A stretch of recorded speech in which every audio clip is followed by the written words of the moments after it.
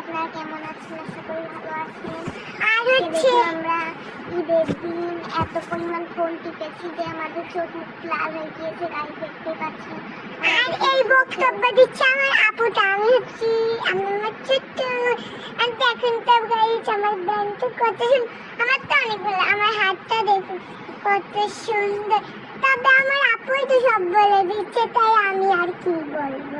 আর আজকে আমরা এত প্রচুর মোবাইল দেখেছি, আমার মাথা ব্যথা হয়ে গেছে আমার বক্তব্য দিয়ে। এই কথাই মিথ্যা হোক না কেন, এই কথাটা সত্যি যে আজকে আমরা প্রচুর পরিমাণ ফোন দেখেছি।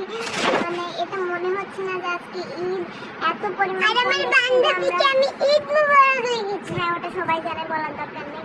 যাই হোক গাইজ, এত পরিমাণ ফোন টিপেছি গাইজ, দেখেন আমার দুজনের মাথা একদম ব্যথা হয়ে গেছে। আর আমাদের চেহারা কিন্তু এমন নয় গাইজ, দেখেন আমার চোখ দুটো কি অবস্থা, লাল টকটক করতেছে। আমার চোখ দুটো দেখেন লাল টকটক করতেছে গাইজ। ভাবতেছি 250 বেড ভর্তি হবে, এত খারাপ অবস্থা গাইজ।